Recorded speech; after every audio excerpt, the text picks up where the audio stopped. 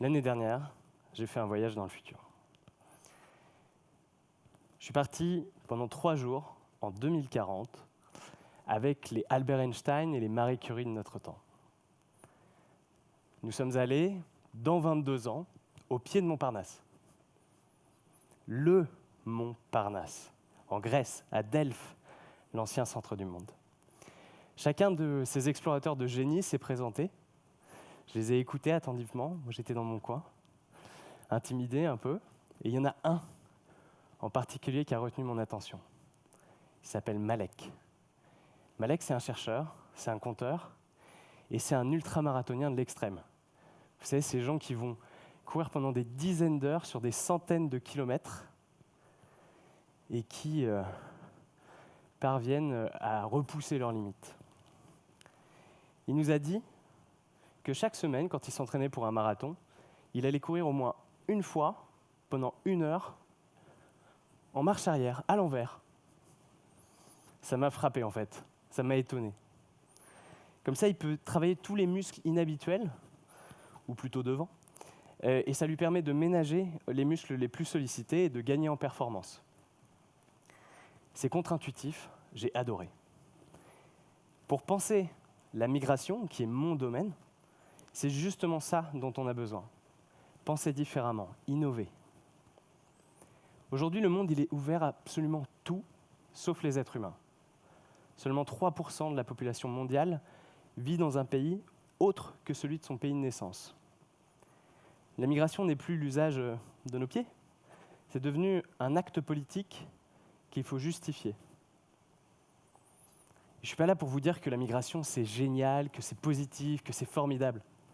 J'ai failli foirer mon bac à cause de 3 étrangers.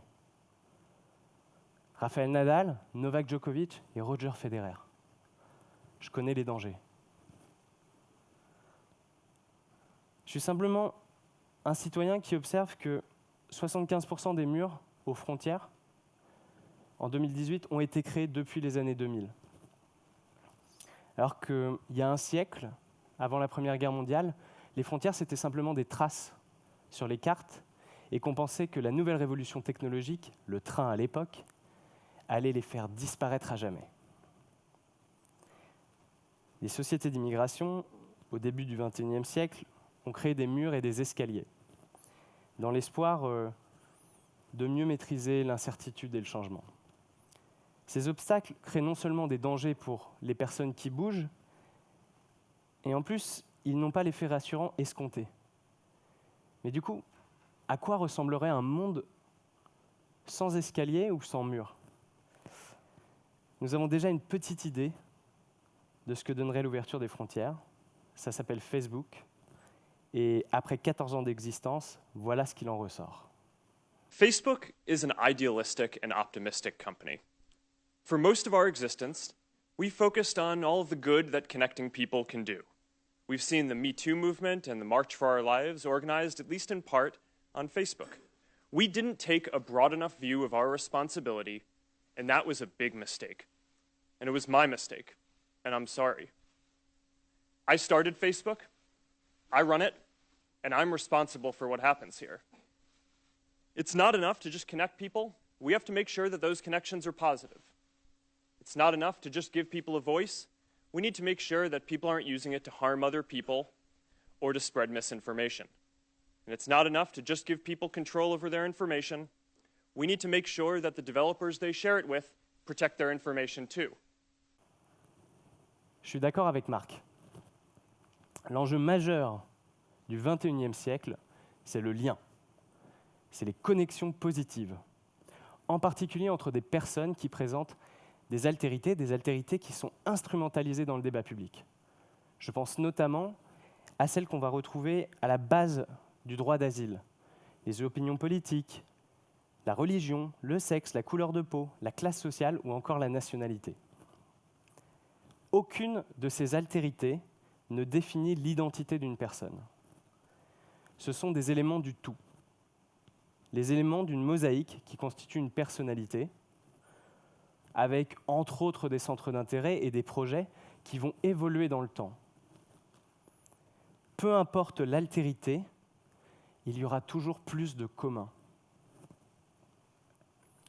Cette réalité, je l'observe et nous l'observons depuis 10 ans, que nous travaillons à créer des rencontres entre des personnes issues de territoires différents dans une dizaine de pays sur 4 continents. Mais revenons dans le futur. Nous sommes en 2040, le biomimétisme a révolutionné l'industrie, qui ne pollue plus, c'est super. Il y a un ministère du bonheur, comme nous a dit Charles. Les voitures se conduisent toutes seules et tournent à l'électricité statique qu'on va chercher dans le ciel. La semaine de travail fait 15 heures et seulement quelques fous travaillent encore 17-18 heures. Nous avons tous un potager. Les crypto-monnaies ont quasiment remplacé les monnaies qu'on connaissait en 2018. Mars est habité, ou pas, on s'en fiche. Et surtout, dès 2019, on a vu l'arrivée du traducteur universel qui a permis de faire complètement sauter les barrières linguistiques. Et donc, un ami qui parle swahili, une amie qui parle arabe, peuvent communiquer avec un troisième qui parle français. C'est facile, les néologismes sont traduits, les jeux de mots en instantané. Au début des années 2020, une nouvelle révolution, un nouveau type de réseau social a vu le jour. Pour la première fois, nous étions connectés à des personnes que nous n'aurions jamais imaginé rencontrer. Ces millions de rencontres vont forger au fur et à mesure une nouvelle culture mondiale, plus collaborative, qui va donner lieu à un texte écrit par des citoyens partout dans le monde, bottom-up, qui va redéfinir le cadre du mouvement des êtres humains sur la Terre et qui va permettre de créer une intégration horizontale. On crée des ponts, enfin, à nouveau. Et en 2034, je me souviens, la majorité des frontières étatiques ont disparu pour de bon, favorisant un développement économique ahurissant. La création d'un espace dans lequel chacun peut enfin révéler son potentiel. Si on ne court qu'avec les mollets et les quadriceps, tout le corps souffre. Si on ne pense l'avenir de la migration qu'en termes de protection humanitaire, sécuritaire, c'est la même chose. On se prive de la contribution de l'économie, de l'éducation, de la culture, de tout. Il est grand temps que nos sociétés commencent à courir en arrière pour solliciter tous les muscles de l'humanité. Merci.